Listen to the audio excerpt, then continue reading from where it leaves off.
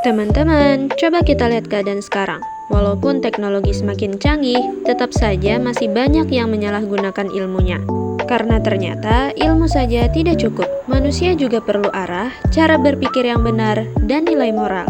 Nah, disinilah filsafat ilmu berperan dalam pendidikan. Yuk kita bahas lebih lanjut. Filsafat ilmu membantu pendidikan punya arah. Bayangkan pendidikan itu seperti kendaraan. Ilmu pengetahuan adalah mesin yang membuat kendaraan bergerak cepat. Tetapi filsafat ilmu adalah setir dan remnya. Kalau kendaraan punya mesin kuat tetapi tidak ada setir dan remnya, maka kendaraan bisa saja menabrak kemana-mana. Begitu juga pendidikan. Kalau siswa hanya dibuat pintar tanpa diajarkan cara berpikir dan nilai moral, maka ilmu bisa disalahgunakan. Artinya, ilmu bisa menjadi baik atau buruk tergantung bagaimana manusia menggunakannya. Pendidikan tidak cukup hanya mengajarkan cara menjadi pintar, tetapi juga cara menggunakan ilmu dengan benar. Ontologi membahas hakikat pendidikan. Teman-teman, apa sebenarnya yang menjadi tujuan pendidikan? Apakah sekolah hanya mencari nilai tinggi? Kalau iya, kenapa sekarang banyak siswa yang mudah stres dan tidak percaya diri? Berarti pendidikan bukan hanya tentang angka rapor. Pendidikan juga harus membantu manusia mengenal dirinya, belajar bersikap, dan memahami cara hidup di masyarakat. Kalau hanya pintar akademik tetapi karakternya lemah, dia akan sulit menghadapi kehidupan nyata. Epistemologi membahas cara mendapatkan ilmu. Sekarang kita hidup di zaman media sosial. Semua orang bisa membuat informasi. Masalahnya, tidak semua informasi itu benar. Banyak orang langsung percaya dan menyebarkan tanpa mengecek sumbernya.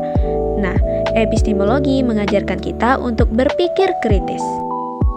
Karena itu, sekarang pendidikan mulai berubah. Dulu siswa hanya mendengar guru menjelaskan. Sekarang siswa diajak berdiskusi, mencari sumber sendiri, dan belajar memecahkan masalah. Aksiologi membahas manfaat dan nilai ilmu. Aksiologi membahas untuk apa ilmu digunakan. Ini sangat penting di zaman sekarang, karena teknologi berkembang sangat cepat. Pendidikan harus mengajarkan etika, tanggung jawab, dan empati.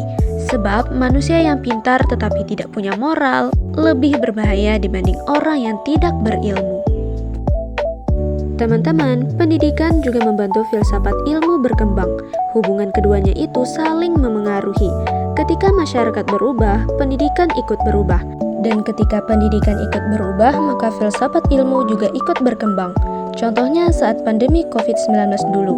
Belajar berubah menjadi online. Dari situ banyak muncul pertanyaan. Pertanyaan-pertanyaan itu membuat para ahli pendidikan mencari cara baru dalam pembelajaran. Artinya, pendidikan membantu filsafat ilmu terus berkembang sesuai kebutuhan zaman.